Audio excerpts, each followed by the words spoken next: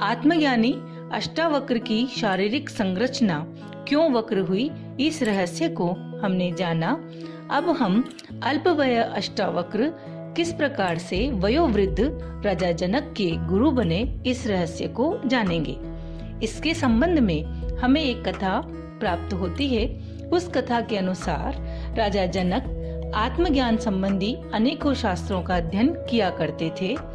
उन्होंने एक शास्त्र में लिखा पाया कि आत्मज्ञान बहुत ही सरल और सहज है, इसके लिए कुछ करना नहीं पड़ता, वह सहज ही हो जाता है। जिस प्रकार एक घुड़सवार घोड़े पर चढ़ने के लिए उसके एक पगड़े में पहला पांव रखता है और दूसरे पगड़े में दूसरा पांव रखने के लिए उसे जितना समय लगता है, ठीक उतना ही समय आत्मज्ञान प्राप्त करने में लगता है। राजा जनक मुमुक्षु थे। उन्होंने इस वाक्य की सत्यता की परख करना चाहा।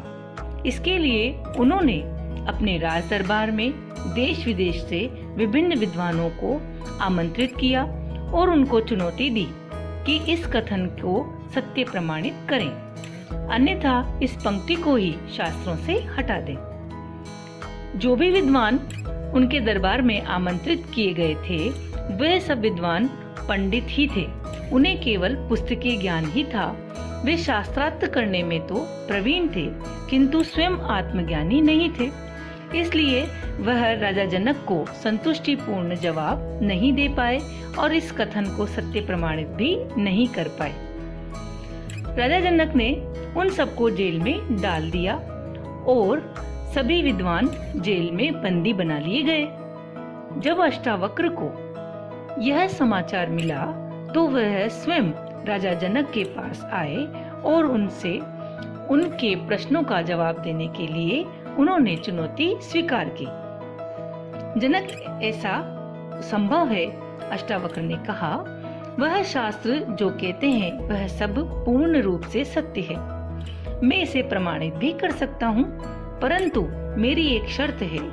तुमने जितने भी विद्वानों को अपनी जेल में बंद किया है, उन सबको मुक्त कर दें।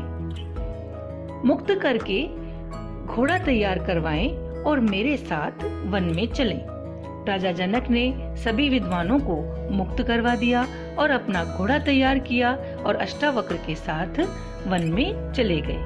अष्टावक्र राजा जनक को लेकर के नगर से दूर एकांत स्थान में वन में चले गए, जहां घोड़ा रोककर अष्टावक्र ने जनक को अपना एक पांव घोड़े के एक पगड़े में रखने को कहा। राजा जनक ने जब अपना पांव पगड़े में रखा, तब अष्टावक्र ने उनसे पूछा कि हे राजा, अब तुम बताओ कि शास्त्रों में तुमने क्या पढ़ा था। राजा जनक ने वही बात फिर दोहराई। अष्टावक्र ने कहा, ये तो पूर्ण सत्य है, और आगे क्या था? राजा जनक ने कहा कि इसके लिए पात्रता होनी चाहिए। इस पर अष्टावक्र ने कहा, क्या ये शर्त भी तुमने पूरी करी? जब तुमने आत्मज्ञान प्राप्त करने की शर्त को ही पूरा नहीं किया तो आत्मज्ञान कैसे संभव है? राजा जनक मुमुक्षु थे, इसलिए उन्होंने अष्टावक्र के सामने उसी समय संपूर्ण समर्पण कर दिया और कहा कि ये शरीर, मेरा मन, मेरी बुद्धि, मेरा अहंकार कुछ भी अब मेरा नहीं है। मैं सर्वस्व आपको समर्पित करता हूँ। और यही आत्मज्ञान प्राप्त करने की पात्रता थी। उसे समर्पित करने के बाद ही आत्मज्ञान प्राप्त किया जा सकता था। यही वह शर्त थी। आप इसका चाहे जैसे उपयोग करें, अष्टावक्र को राजा जनक ने कहा। अष्टावक्र ने जनक में आत्मज्ञान की इस पात्रता को देखकर और जनक का संपूर्ण समर्पण देख करके जनक रूपी पात्र में उन्होंने अपना ज्ञान उड़ेल दिया।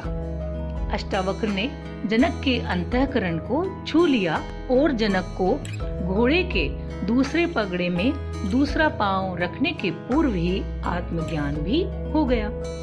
घटना एक क्षण में घट गई। आत्म साक्षात्कार की जो घटना थी वह एक क्षण में ही पूर्ण हो गई। वे उसी समय ध्यानस्थ होकर समाधि में पहुंच गए। तथा उन्हें घोड़े के दूसरे पगड़े पर पैर रखने की भी सुध न रही। अष्टावक्र पास ही बैठ गए। इस प्रकार 3 दिन व्यतीत हो गए। राज्य में हो हल्ला मच गया। राज्य में अव्यवस्था होने लगी। इस सब को देख करके मंत्रीगण राजा को ढूंढने निकले और वह उसी दिशा में जंगल की ओर गए। राजा घोड़े के एक पगड़े पर पांव दिए खड़े हैं और अष्टावक्र समीप में ही बैठे हैं, ऐसा उन मंत्रियों ने देखा। दोनों मौन व शांत हैं। राजा से मंत्री ने कहा, हे राजन, राज कार्य में अव्यवस्था उपस्थित हो रही है। आपकी अनुपस्थिति में राज कार्य में बहुत व्यवधान हो रहा है। आप राजधानी चलें। इस पर राजा ने कहा, अब कौन चले? न ये शरीर मेरा है और न ही ये मन मेरा है। वह तो मैं गुरु को समर्पित कर चुका हूँ। अब जैसा गुरु का आदेश होगा मैं वैसा ही करूँगा। अष्टावक्र समझ गए कि जनक को आत्मबोध हो चुका है, वह आत्मज्ञानी हो चुके हैं। अतः उन्होंने फिर से राजधानी जाकर राज कार्य चलाने का आदेश दिया। इसीलिए राजा जनक विदेही कहलाए। देह होने के बावजूद भी उनके देह के जो गुण हैं वह उनके आत्मा पर प्रभाव नहीं डाल पाते, इसलिए वह विदेही